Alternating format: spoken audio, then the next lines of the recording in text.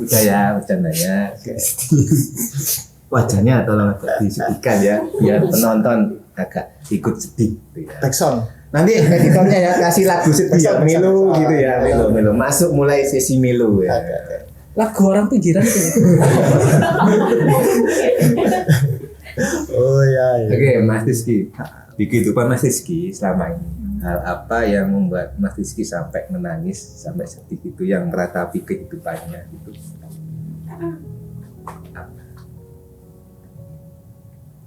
Enggak ada sih. Flat. Nggak pernah sedih Mas Rizky.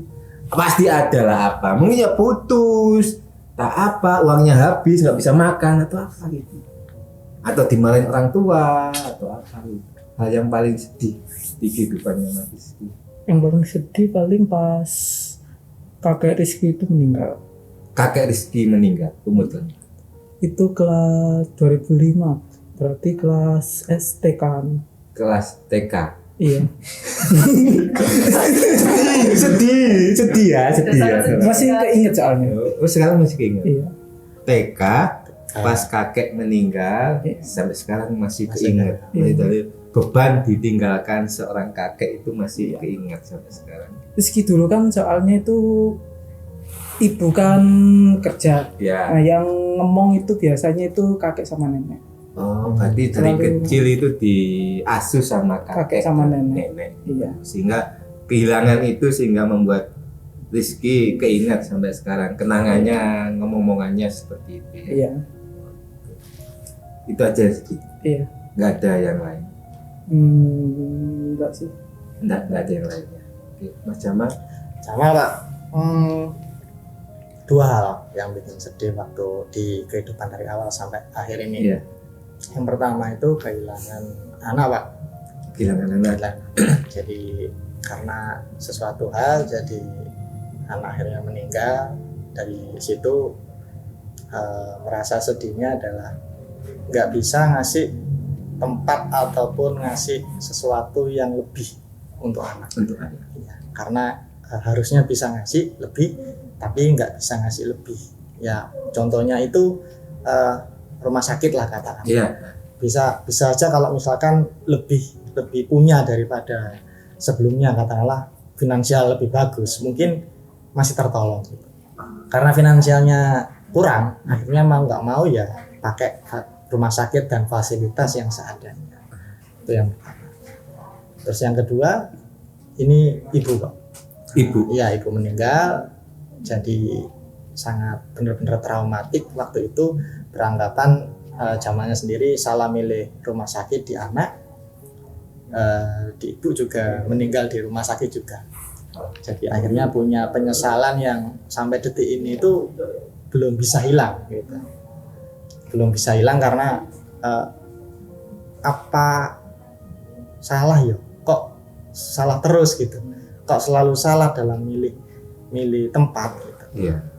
Padahal ya kembali lagi kalau misalkan finansial bagus mungkin bisa ngasih sesuatu yang lebih baik gitu. Penyesalan itu sampai sekarang masih ada, dan dulu nyesal ketika kecil double nakal nggak bisa diatur dan sebagainya gitu.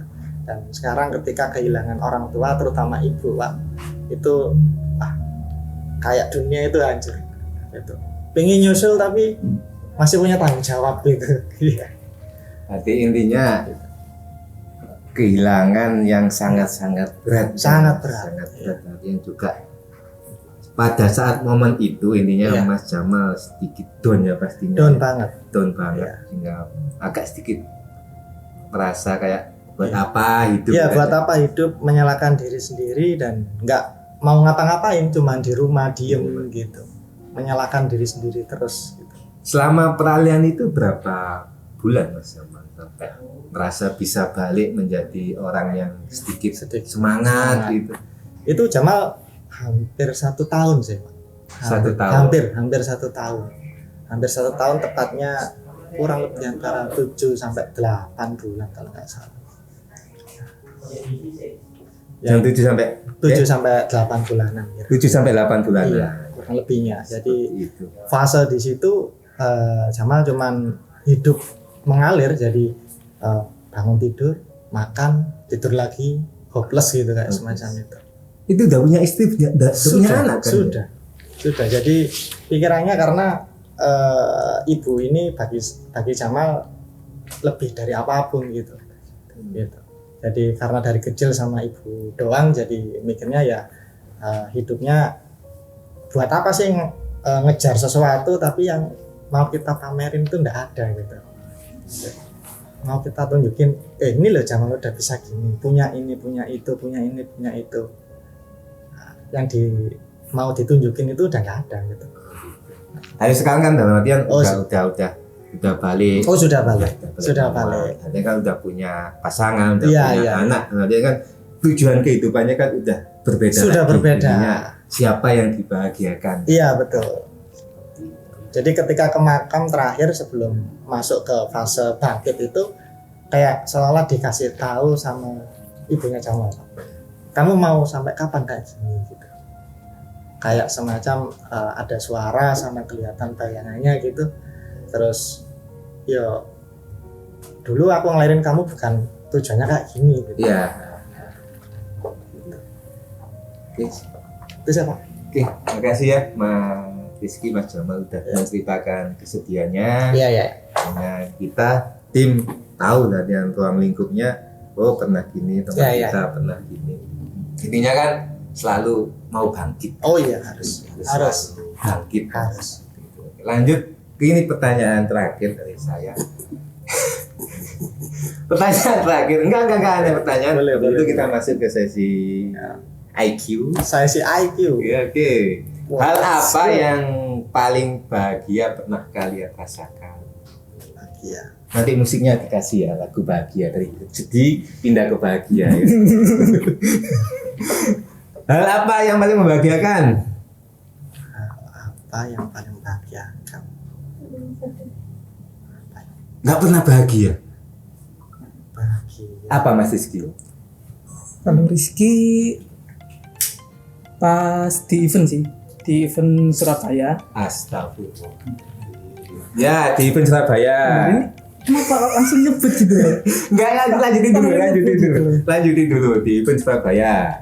Di event Surabaya kan ada gue star itu ya kayak orang yang udah punya nama Iya. diundang itu. Nah itu bisa apa namanya itu di Kabedon.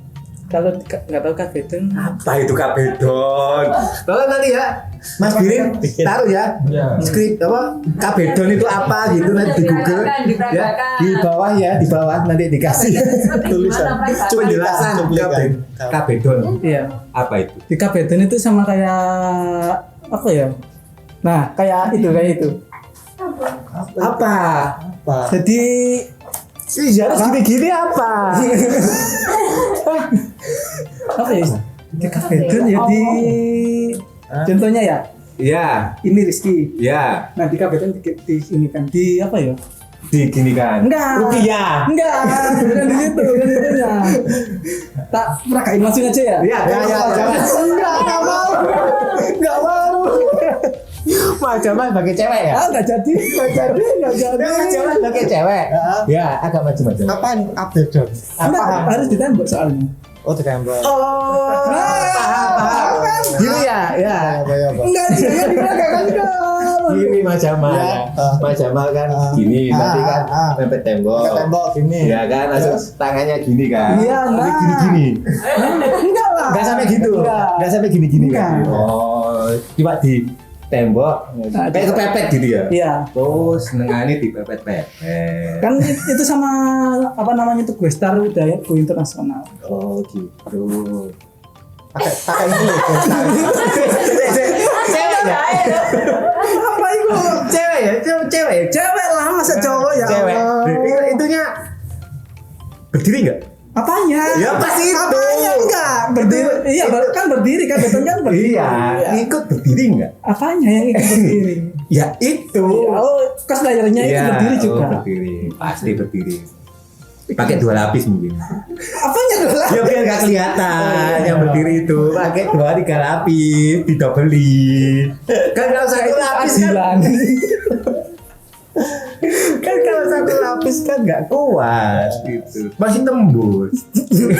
Bentar, aku nggak bisa mencerna ini.